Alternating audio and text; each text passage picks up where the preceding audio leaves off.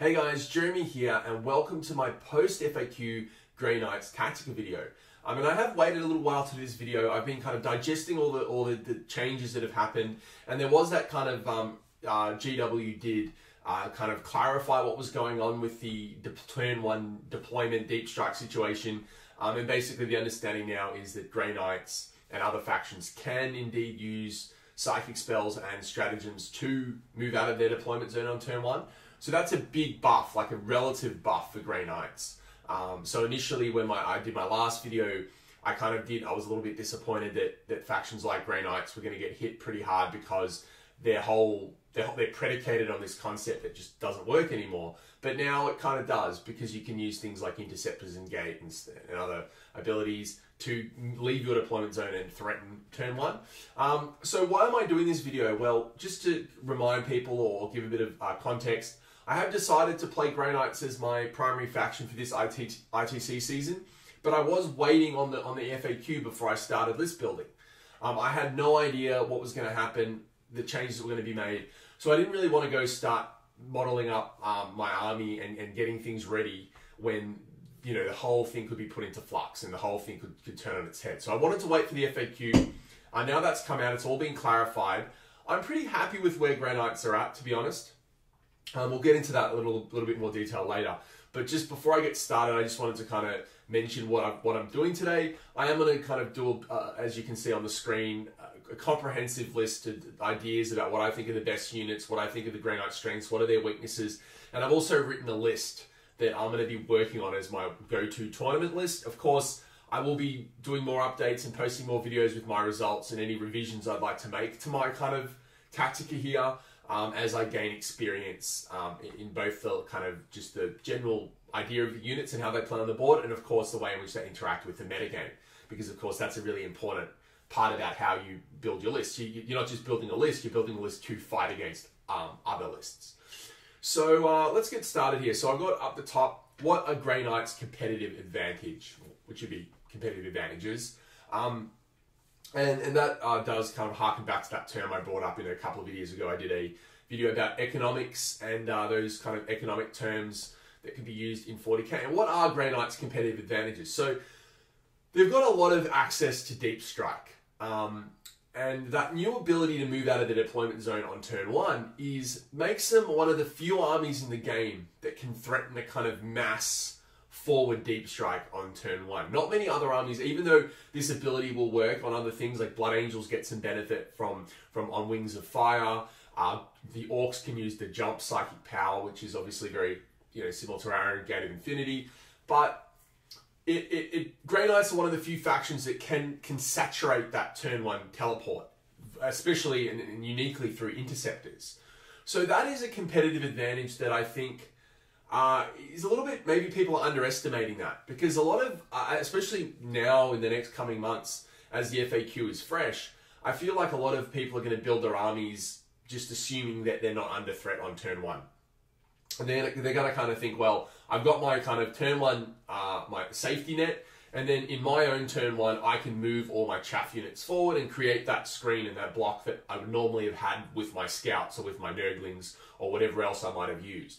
So the fact that Grey Knights have got this inherent ability to threaten turn one deep strikes still, like they're not real deep strikes, of course, they're using teleports, but that is a very strong competitive advantage. And I think that's something that we should certainly be trying to build our lists around. I think you'd be making a big mistake now to build a Grey Knight list without the ability to threaten turn one assaults. And that doesn't mean you have to do it, right? You don't necessarily have to go all in and throw all your Interceptors into a bloodbath, but just that ability to threaten it is what is important. The next competitive advantage of Grey Knights is that they legitimately do have high quality units. There's this kind of like, it's like a saying where people say, oh yeah, Grey Knights, they're high quality, they're an elite army, but they really are an elite army. In this edition, Stormbolters and Falchions are premium war gear options. Of course, in the past, Stormbolters weren't necessarily that much of an upgrade over regular bolters. They only really came into effect outside of 12 inches, whereas now you're always going to be getting double shots versus a normal bolter.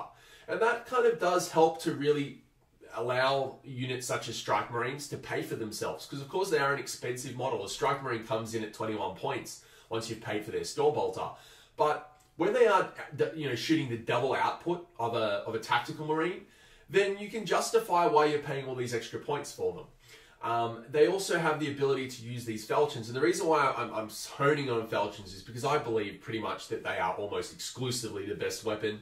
I know that some people have done mathematical kind of modeling of them, and I think that the only situation where Falchions become worse, or comparable to the other weapons is when you have a lot of base attacks on your profile. So for a model like a Paladin might get more benefit from a different melee weapon, but when you've got a very low attacks characteristic, and specifically we're talking about mainly Strike Marines, but even Terminators, you're better off with those Falchions, because getting more attacks is just mathematically better than improving the quality of a half, in some cases, amount of attacks. So those war gear options are very strong options, and they're relatively well costed in the Grey Knight Armory. So they're the kind of things I'd be honing on if I were building a list, or I am building a list for Grey Knights. And they do offer very, like a unit of Strike Marines can come down, it can offer really strong high volume of shooting, and then it can assault and have a really good amount of high quality attacks as well.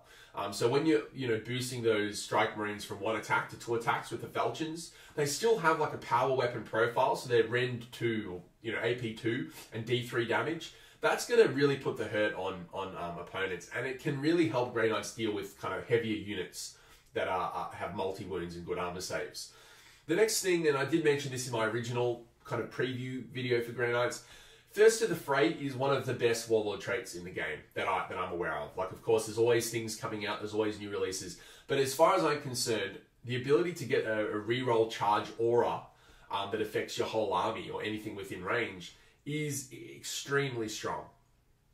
And, of course, you never feel good to feel shoehorned or forced to take not shoehorned, compelled to have to take a specific Warlord trait. But with Grey Knights, you should never feel bad about slamming down Thirst to the Fray as your Warlord trait.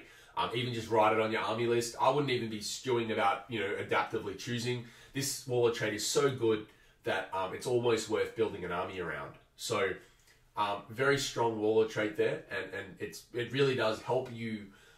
It kind of warms you when you're thinking about building that Grey Knight army, because you think, well, this army's got... You think about all the weaknesses and strengths of different combat armies, but then you realize that a lot of the strongest assault from deep strike armies, or just armies that use close combat, most of them do have that ability to either extend their charge range or reroll charges. And of course, the reroll charges, it's not as good as like a 3d6 charge, but it's almost as good. It's still very strong. Now let's look at Grey Knight's weaknesses and shortfalls, because there is a reason why many people believe that Grey Knights is the weakest codex, and these are some of those reasons.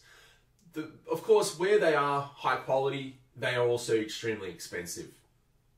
Doesn't matter what Grey Knight unit you pick, whether you're picking something like a Chaplain in Terminator armor, or you're going for their most basic troops, they're all very expensive. And as a result of that, it just means that when you're playing Grey Knights, you're going to have a very low model count. And when you have a low model count, it means that you can't have as much board presence. Your opponent can exploit holes in your deployment zone or holes in the board state once you reach turn 2 or 3. And it's just harder to play a very oppressive and board-centric style of play when you have a low model count. And that's, unfortunately, there's not much you can do about that with Grey Knights, notwithstanding the ability to take allies. So that is a shortfall for Grey Knights. The other problem, and this is something I've realized, and it's become more and more apparent to me as I'm doing list building, is that Grey Knights have a very bad kind of cast of HQ options. And while people might be watching this and saying, well, that's not true at all. Let me clarify. I do think Grey Knights have some excellent HQs. I think Draigo is extremely strong. I think the Dreadnought Grandmaster is a very good unit, but they don't have a good breadth of HQ options. So you can only take Draigo once, and you might only want to take 1 or 2 Dreadnought Grandmasters, but they don't have all those really nice supporting HQs that other codexes have. So as a result of that, it just means that when you're trying to make multiple detachment with Grey Knights, for example, you might be trying to make a double battalion army, or you might try to make a battalion and 2 kind of Outrider detachments with Interceptors or whatever you might be trying to do. It's just hard to find those HQ options that you feel are pulling their weight as far as their cost goes. So that does hurt Grey Knights. And I think other codexes have the ability to squeeze in really cheap HQs, efficient HQs. Even factions like Space Marines, who are also considered elite, can take cheap and nasty HQs like Telion or cheap Librarians. And even though those options are not super cheap, they feel like they're providing a lot of utility for their cost. I mean, Telion's an excellent example. He's fantastic for his cost. Whereas Grey Knights, they don't really feel like they're doing that, those HQ options. And that does make it hard to take multiple battalions. And that's something you want to do now, right? With the new battalion buff, you want to be able to take at least 2 battalions in your army. And that's hard to do with mono Grey Knights. The other big problem with Grey Knights is their restricted access to heavy weapons. Of course, they can take things like las cannons on their Razorbacks, and on Stormravens and things like that, but they just don't have those efficient, and easy to access heavy weapons available to their core of their army, which of course is their infantry squads. Grey Knight weapons just aren't very good. Silencers are the standout choice at the moment, and when you look at a silencer, yes, it is a cheap upgrade. It's only 2 points more than a Stormbolter. You have to remember that when you take that silencer, the model that's equipped with it, unless it is a Terminator, will lose its falchion attack or its falchion's attacks. So that kind of there is a cost beyond the points cost as well. And they just don't, even though they do have the D3 damage for silencers, they're just really hard to put wounds through on heavy Stellar models with good toughness values and good armor saves. So that is a big weakness of Grey Knights, and often it means that in a Grey Knights army, you have to take suboptimal units. And an example here is something that we'll talk about below, but it's some people in their lists will take a Venerable Dreadnought with missile launcher, las cannon, and they'll take the Astral Aim psychic power so they can shoot things that they can't see. And that on the surface sounds like a really good kind of like way to supplement Grey Knight's anti-tank and anti-armor ability, but it's very expensive for something that really isn't putting out that much damage. You're only putting out 3 shots at long range. It's just not reliable enough to fill that void in your army. And unfortunately, that is a big problem with Grey Knights. And it is something that when you are building your Grey Knight army, you have to try your best to squeeze in those heavy weapons. And I will discuss just below, when I get to these best units, what I think are the ways to do that. And I will note at this stage as well, I haven't written it down, but Grey Knights do have and this is just, I think, a function of them being one of the earlier codex releases, they don't have amazing stratagems. Some of the new codexes we see, a great example is the new Dark Eldar stratagem that basically negates another stratagem. We're seeing really strong stratagems come out. Whereas Grey Knights, Space Marines, they didn't really get very strong stratagems, and it kind of does make it difficult when you are kind of trying to lubricate your turns and trying to or even front load some of your command points to try to get that really powerful early game. They don't have the stratagems to necessarily achieve that as much as some other codexes have. And a good example would be like Eldar. Codex Eldar has amazing stratagems, like the ability to bolster your own defense and also bolster your own power simultaneously with some stratagems. And it's just they're an example of an army that can really leverage their command points amazingly. Whereas Grey Knights kind of just look at their stratagem list and sometimes you struggle to find a use for it. So now let's move into the best units list. Now this isn't this isn't binary, right? A unit isn't necessarily good or bad. It's all context based and it's all opinion based, right? And this is my opinion based on having read through the codex lots of times, written some lists for Grey Knights of what the best units are, the niche units, and the bad units. And of course, some people will look at my list and disagree with me, and that's fine. I'd love to hear your feedback, especially about some of the more contentious choices I've put down in the bad units category. But let's start with the best units. Draigo is really good just because he's giving you that Chapter Master buff, and he's also really powerful because Draigo has a really powerful melee weapon, and he does allow you in a Grey Knight's army to pull in an ability to really deal with those heavy models when Draigo gets into combat. Draigo is also very hard to kill, so with his Storm Shield, if you do use Heed the Prognosticar's stratagem on Draigo, you can give him a 2-up, invuln save, and that is pretty strong, right? It's really hard to deal with. He goes in, he'll take down those big Gribblies, and you know, that's something, he's a really powerful kind of linchpin for a Grey Knight's army. So I really like Draigo, and I'm really glad that Draigo is good in this edition. The next good unit, I think, is the Dreadnought Grandmaster. He's just superior to the Dreadnought. So you'll notice I put Dreadnoughts down to the bad units category. That's primarily because of the existence of the Dreadnought GM. And he's just good across the board. He's got a reasonably strong stat line. He gets the Iron Halo that the normal Dreadnought doesn't have, and that's a really good way of bolstering his survivability.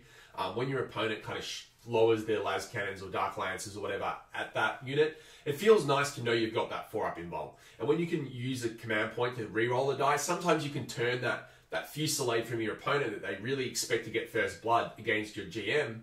You can pass, if you pass slightly above average armor saves, invuln saves, roll that extra dice with your CP, you might like neuter their first turn. And that's a really powerful ability.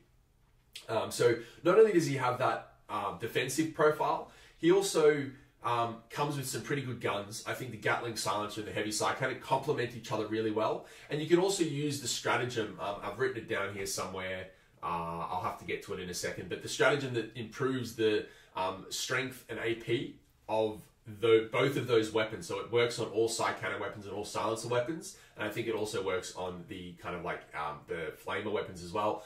So that means that when you drop that GM, he can use that stratagem and really improve the power of his shooting for that turn. And that is hard to what am I trying to say? It's hard to underestimate, or you can underestimate how the effect of that.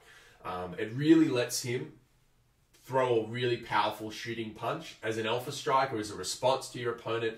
And I think that he is really strong. He's also really good in combat. And he also makes great use of the only in death does duty end command point. It's only one command point for Grey Knights. When he dies, for one command point, he can either fight in combat or shoot. And that's really good. Like, even though he'll have a weakened profile when it comes to his ballistic skill, it's still really good to let that fusillade go for only 1 CP when he dies. So he's just got a lot of flexibility. And he also makes good use of Heed the Prognosticars as well. And with Sanctuary, you can actually also get him a 2-up invulnerable save, just like Draigo. So if you're thinking about what to take on him, I'd be looking at taking Sanctuary as a psychic power. Try to get him the 3-up invuln base, and then you can Heed the Prognosticars to get a 2-up invuln on him. The downside of doing that is that when he has a 2-up invulnerable save, he won't get targeted pretty much. And you kind of want him to get targeted. You kind of want to soak up some damage. So you got to look at the state of the game and decide whether you want to go for that 2-up invuln or the 3-up invuln on him. Part of me thinks that 3-up invuln is almost just a good enough state so that he'll absorb some shots, but also you won't be kind of like totally dissuading your opponent from putting anything into him at all. The next best unit I've got is the Strike Marine. Humble Strike Marine, I think it is the best unit in the Codex. It's flexible, it's got powerful shooting, it's got powerful combat. It does have the resilience of the Marine stat line. Of course, it doesn't justify that its cost. It's not slanted towards a defensive stat, but I think that they do everything you need them to do. And as a result, I think any Grey Knight army should be really taking as many Strike Marines as they can fit in. The next strong unit I've got here is the Brotherhood or Paladin Ancient with the Relic banner, and that's the banner of the Purifying Flame.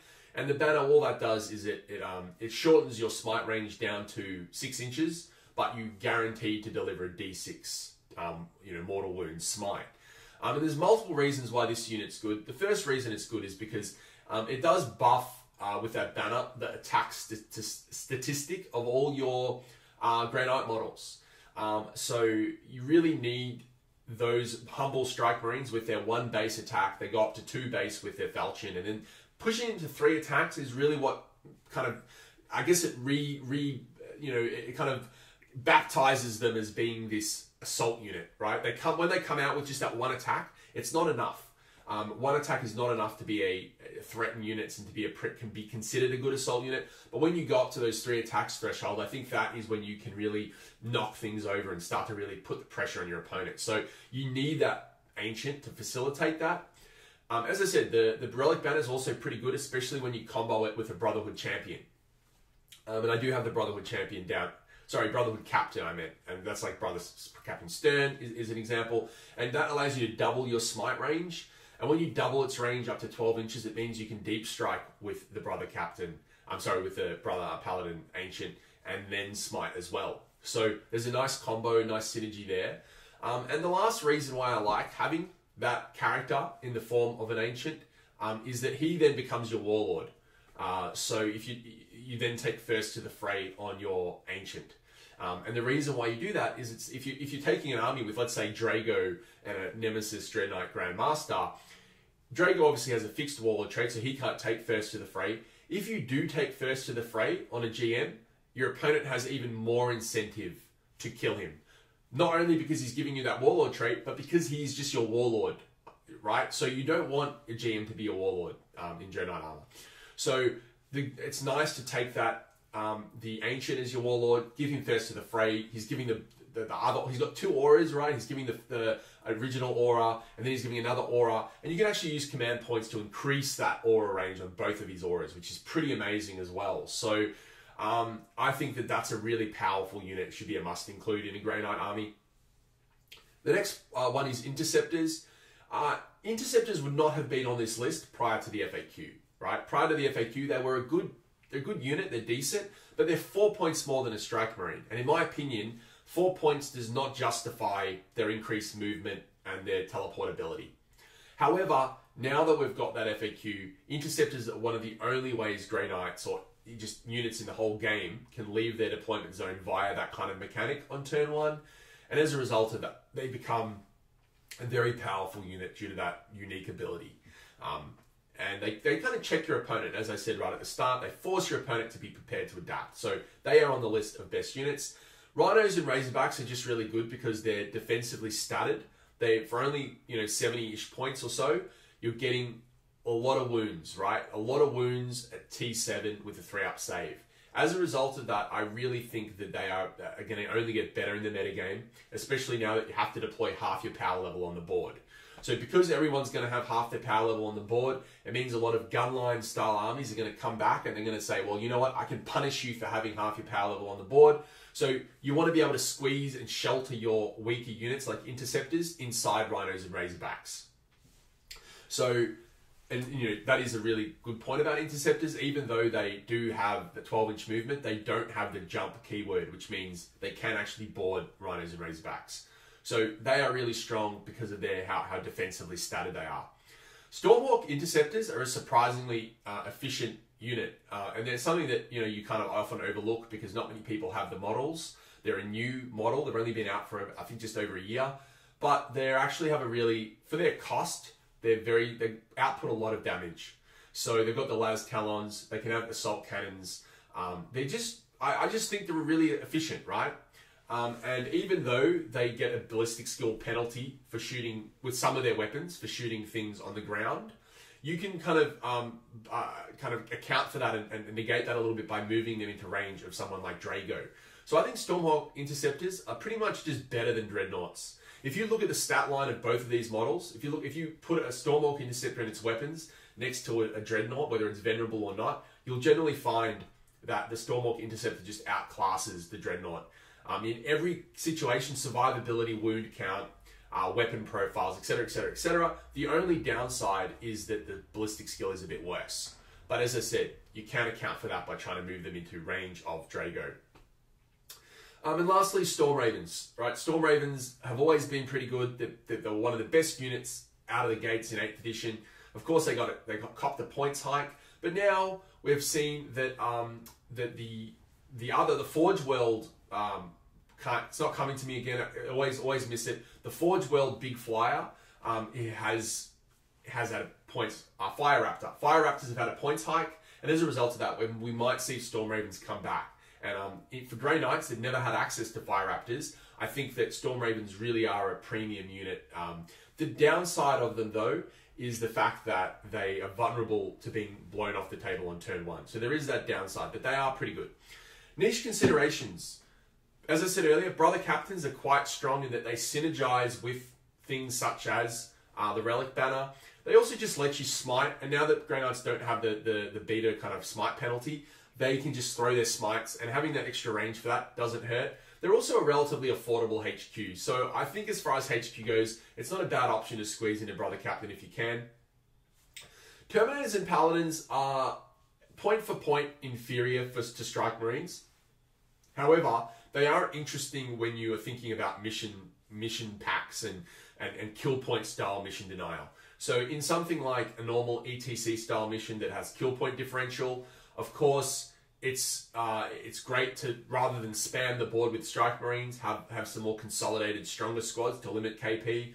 Similarly, in ITC missions, your opponent might want to go for something like when they, what's it called, death by 1,000 cuts. You can kind of deny them the ability to do that by having some larger units of things like Terminators and Paladins.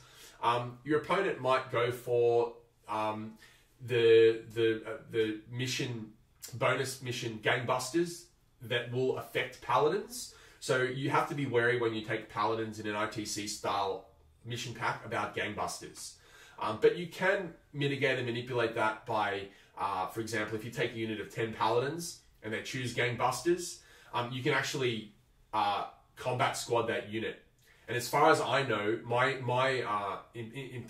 interpretation of that interaction is that if you take a unit of 10 Paladins and they choose gangbusters on that unit, and then you combat squad your unit of Paladins, if I was TOing an event, I would say that original unit of 10 Paladins no longer exists. So the gangbusters choice will be negated, and they'll not be able to get any points for gangbusters.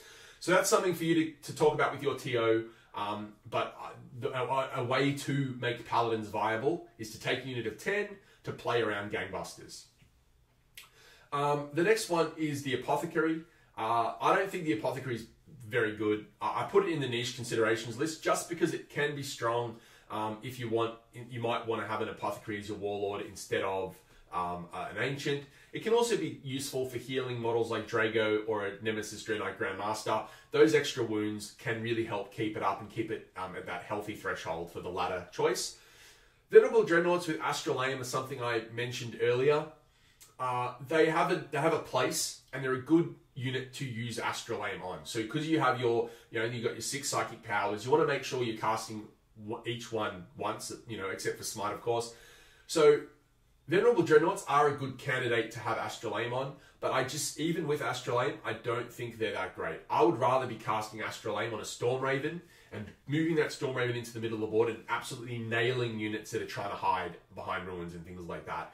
I just don't think Dreadnoughts bring enough for their cost, and I think for their cost, they're actually pretty easy to kill. So, of course, with that specific example of the Vendread with Astral Aim, you'll probably have him in ruins out of line of sight.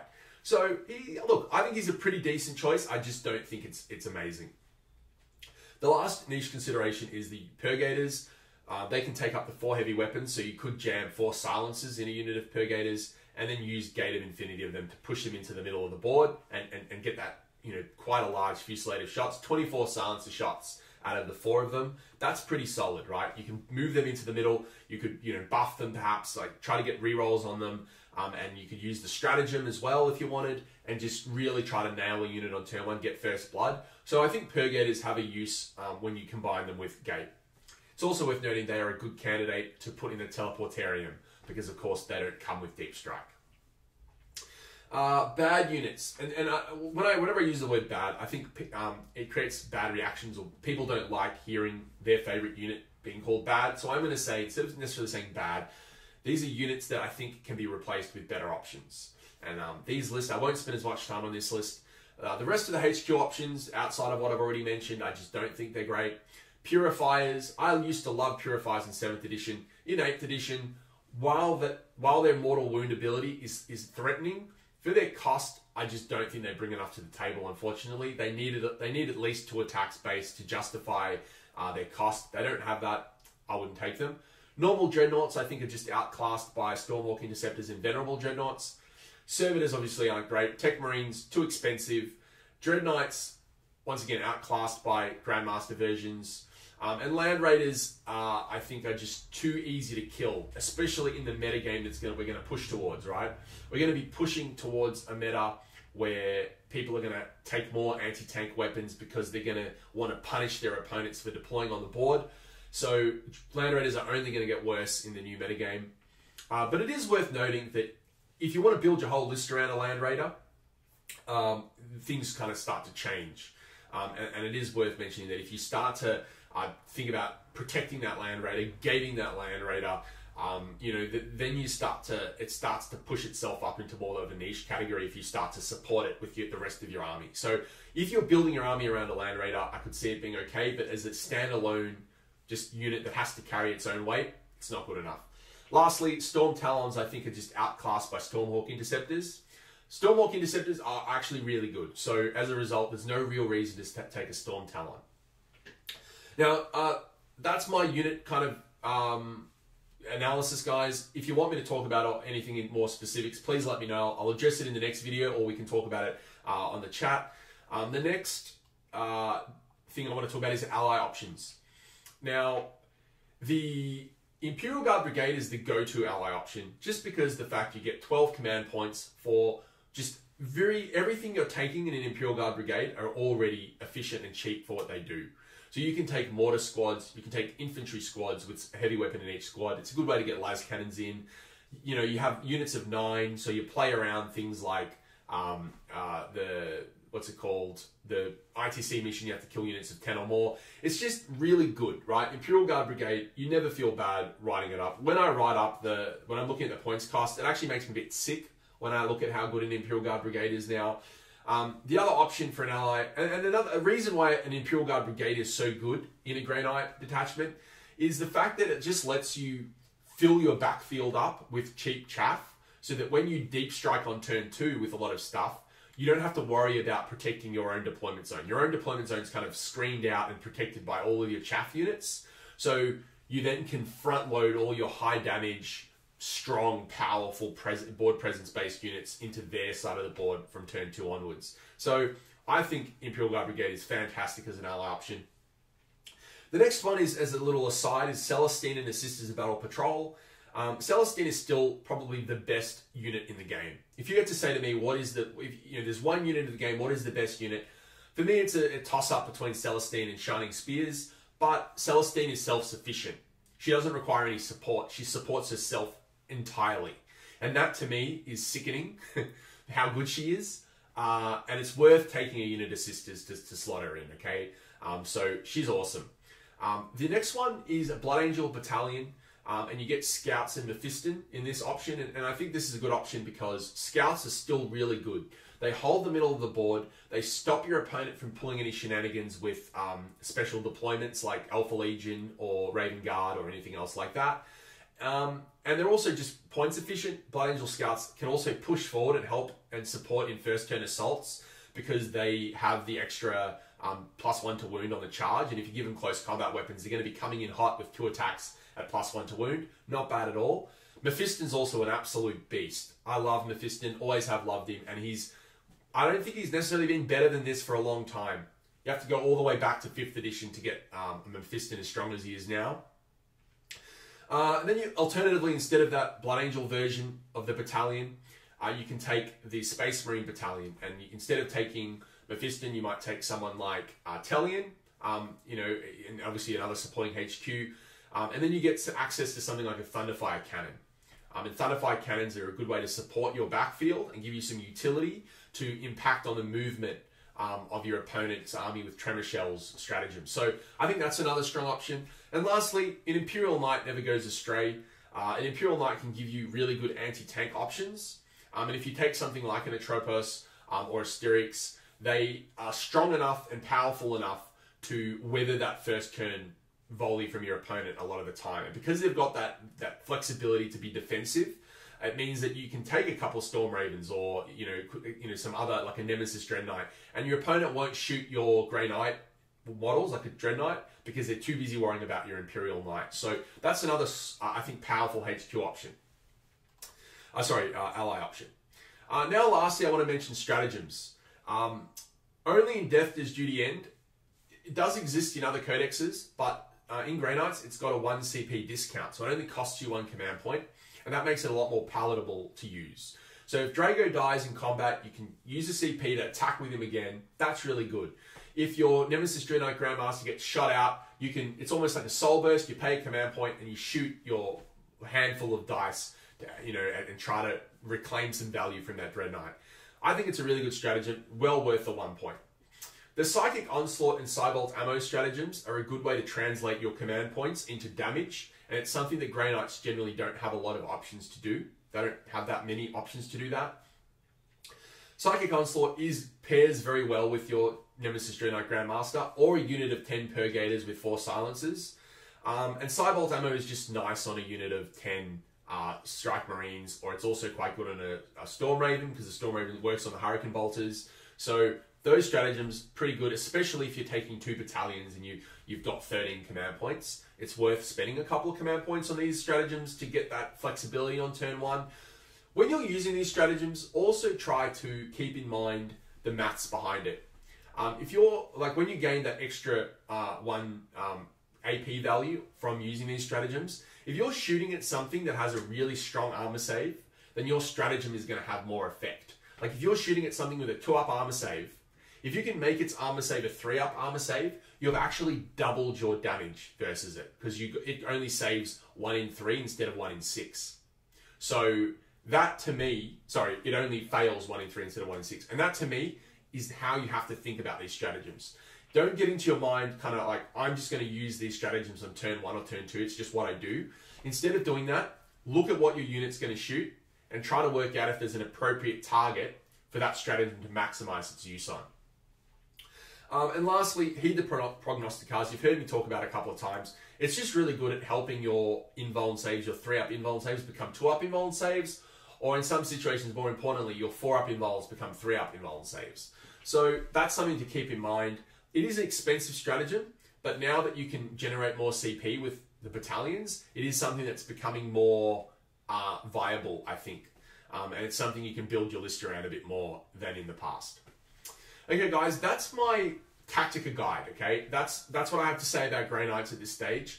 Now I've written a list, okay? This is a list that I've written that I think is a very strong list in the new meta.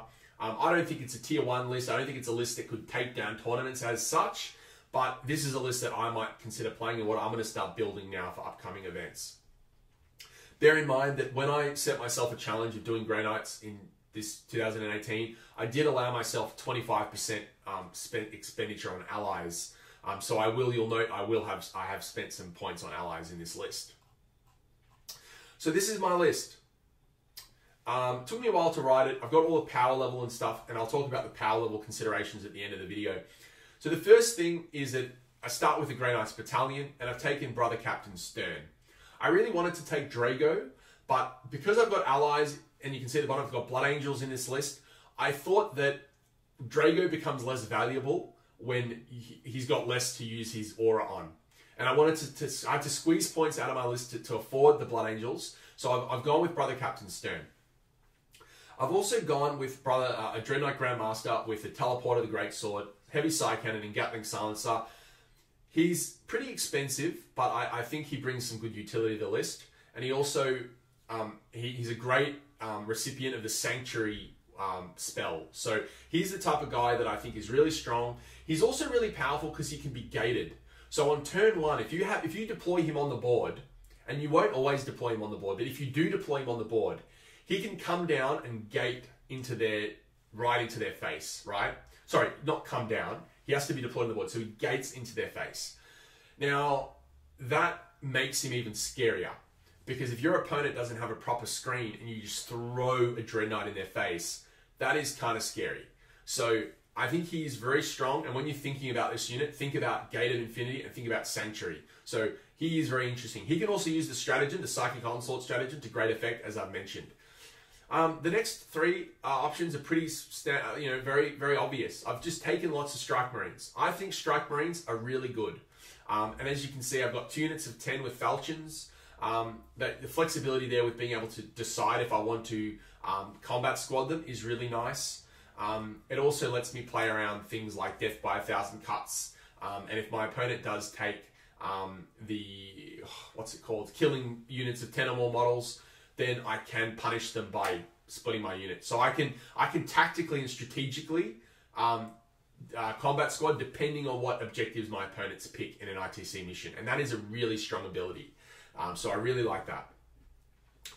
The next unit choice is the Brotherhood Ancient with the Relic banner, and of course you give him a Falchion. The Banner of Purifying Flame, it's just a good utility. Being able to bring this guy down near Brother Captain Stern. He's giving his big aura first to the Fray buff, so it's also worth noting he's my Warlord. He's giving the first to the Fray buff, he's giving +1 attack buff, and he also gets to smite for D6 mortal wounds, so it's pretty good. Then I've got a couple of humble Rhinos. These is where my Interceptors are going to go in to start the game. I had some points floating, so I gave one the extra Stormbolter. But these guys are just resilient. It means that if your opponent wants to slam your Interceptors, they have to get through that shell first, which really helps protect your important and expensive Interceptors. I've got 2 units of 6 Interceptors here. You might wonder why I've gone with 6. A lot of people will already be doing this with their list writing, but by taking 6, it increases the power level of the unit from 8 power level to 16 power level. So just that one extra model means that I get to put more in deep strike, so to speak. So it helps me manipulate my power level, kind of the way in which my power level is interacting, to make sure that I can have as little on the board as possible and deep strike as much as I can if I want to. So 6 Interceptors with Silencers and Falchions. I haven't taken too many Silencers, as you'll notice, but I do take Silencers in the units that I want to shoot on turn 1. So I have taken them in my Interceptors because I want to be able to get first blood. So I want to have as much shooting as I can on turn 1, so that if I can or need first blood, I can get it. This is where things get a bit interesting. I've gone with a Blood Angels Battalion, and I do have Mephiston. As I mentioned earlier, I think Mephiston's awesome.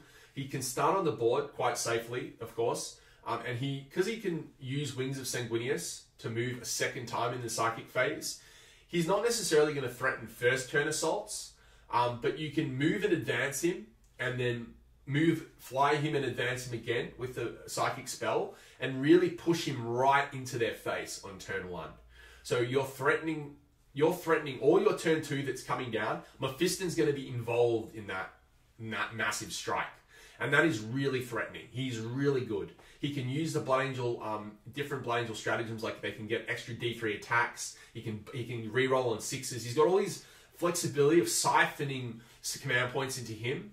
And he's also really good at dealing with heavy opponent, heavy armor and toughness. I've got a bit of redundancy here because my second HQ option for that Blood Angels Battalion is Slamguinius himself. And at this point, he's almost become a special character. He is a, in the Blood Angel armies, they'll deck him out with relics and warlord traits and things like that. I'm not going to give him a warlord trait, but it's certainly possible to spend a CP on him to give him a relic. It's certainly something you could think about doing, to give him that relic Thunder Hammer that does 4 damage. You could also consider spending a CP on him to make him a Death Company captain, so that he gets the extra attack on the charge. So this is up to you how much you would want to invest in Slamguinius. But once again, this is a guy that comes in, he's got 4 base attacks, he's doing 3 damage each with that Thunder Hammer, and you can buff him with Blood Angel spells and stratagems to potentially do extra D3 attacks. That's really strong, right? Like now you could be doing up to 8 attacks if you give him Black Rage as well. So this is really strong. And what makes Slamguinius even better is that he can use Descent of Angels and Upon Wings of Fire. So that what he can do is he can deploy on the board, but he can use the Blood Angel stratagem to redeploy, and then he can get a 3d6 charge range as well. So this is extremely powerful and synergizes really well with our Interceptors. So we deploy Slamguinius behind a Rhino. He's defended on turn 1. On turn 1, we can shoot our Interceptors forward. We can gate forward a Dreadnought, and then we can use our stratagem with Slamguinius to throw him in their face as well. So that is a big alpha strike. Given that we're only using 4 units, it's only 14 models, but those 14 models are really going to put pressure on our opponent and force them to really block themselves out. And if they haven't taken a screen, they're going to get pretty much destroyed on turn 1. Okay, so I really like Slamguinius, and he fits really well into this list, and there's a great synergy there with the Interceptors. Then I've got, of course, Now, I'm just going to format this a bit. I'm going to get rid of that for now. So, and then just to fill out the battalion, I've got some scouts. And you know what? These scouts, they've got a really strong flexibility in that they're defending the middle of the board. They're blocking out turn or pre-game shenanigans. They can push forward and threaten turn one charges as well. They're also strong in that they can hold and hide and take midfield objectives. So I just really like what they're doing. And bear in mind, they're also helping us generate those 5 extra command points from the 2nd Battalion. So these scouts are really pulling their weight. You'll notice I've put 1 unit at 6 just to push my power level up. This is because now we're going to talk about my power level shenanigans. So what I've done here is let's assume everything that can start off the board starts off the board. And I've even put Sanguinius in this list, even though you'll pretty much always deploy Sanguinius. So I've got Stern, my GM, my Nemesis Dreadnought, my strikes, my other unit of strikes, my Ancient and Sanguinius. If they all deploy off the board, that's 70 power level off the board. On the board, I've got 2 Rhinos, my 2 units of Interceptors, Mephiston, and my 3 units of Scouts. I've got the 72 power level. So I've manipulated the list so that if I want to deploy everything that can be deployed off the board, it will still work. So that's why I've got that 6th Scout in that unit, just for the flexibility of being able to deep strike Sanguinius. It's also just for ease, so that when I verse my opponent, I can say, this is my list. By the way, even if everything's in reserves, I'm sweet. So I don't want to have to waste 5 to 10 minutes of my opponent working out whether or not my list can legally deep strike. I want to just be able to tell him there's no way that I can't deep strike my whole army. So I really like the way I've done this. Lastly, I did want to address, and this is I know this video might be a little bit longer than normal, but I want to address a discussion for people that want to run mono Grey Knights, because I know that some people, they've been looking forward to my review and they don't want to run allies. They don't want to run an Imperial Guard Brigade. They don't want to run this Blood Angels Battalion, despite how insanely efficient this Blood Angels Battalion is. They want to run mono Grey Knights. And this is what I would do if I wanted to translate the list to mono Grey Knights. I would remove Stern and replace Stern with Draigo. The reason why Draigo becomes stronger is twofold. Firstly, your whole list is Grey Knights, so everything's getting the benefit from his aura. Secondly, you're losing Mephiston and Sanguinius, and because you're losing this duo, you need Draigo's weapon. You need his Titan Sword. He will function in a similar way to Mephiston or Sanguinius in being able to deal with those big Gribblies. So you will cut Stern and add Draigo. Of course, you're cutting the rest of the Blood Angels Battalion, and with those points, we're adding a Stormraven and we're adding a Min Interceptor unit. And the way the points worked out was I had to drop one of the Interceptor units to 5. So we're going to have 2 units of 5 Interceptors and 1 unit of 6, right? So we're going to go up to that 3rd unit of Interceptors. We're going to gain a Stormraven and we're going to gain Draigo for Stern. And we're going to lose the Blood Angels. Is that list better? I don't think so. I think it's better with the Blood Angels. But the advantages, let's discuss some advantages of adding the Stormraven and the Interceptors. Well, the Stormraven basically gives you a great target for Astral Aim and functions in a similar way. Well, it's just really strong in that it can come in turn 1, it just flies into the middle of the board and clears the middle section of the board for your turn 2 deep strikes. So you can cast Astral Aim on it. You know, it's going to be putting out a lot of shots. You can use stratagems on it if you want, and just use it to really guarantee that you're going to gain first blood and clear the middle of the board for your turn 2 assault. So the Stormraven is really strong, right? The 3rd unit of Interceptors kind of replaces Sanguinius as that 4th turn 1 assault threat. So there's no problems there. And the last consideration as well is we've lost some anti-tank flexibility with the BA, but the Stormraven really does bring in some good options if you give it the las cannons and it comes with its blood strike missiles. So I wouldn't go with the Cyclone missile launcher. I haven't paid for that in my alternative list. I think that's a little bit much, but I do think the las cannons are a good value there. I wouldn't go with a multi-melter or any of those things. I just think the blood strike missiles and the las cannon is enough to really bolster your anti-tank ability. Some considerations that are worth noting if you are wanting to go mono Grey Knights, it is worth considering adding las cannons to your Rhinos. So you're taking Razorbacks. You can also, if you want to take a more budget option, you could just put some Hunter Killer missiles on your Rhinos for some extra turn 1 missiles to support the Stormraven. What would you drop to squeeze those in, I would be thinking about just dropping the Interceptors down a little bit. You could drop that 6th Interceptor. You don't really need the power level issues because the list doesn't have as much things to deep strike because you've got the Stormraven on the board and you've got the extra unit of Interceptors on the board. Anyway, guys, that rounds out my Tactica for Grey Knights. I try to be as comprehensive as possible. Apologies that I've been really rushing through it, talking as fast as I can. But I'm really happy with the state of this list right now, this Grey Knights and Blood Angels list. I think that the synergy with Mephiston Slangunia supporting the Grey Knights and the ability to teleport Slanguinius in and get those first turn assaults alongside my Interceptors and my Dreadnought Grandmaster, I think that's terrifying.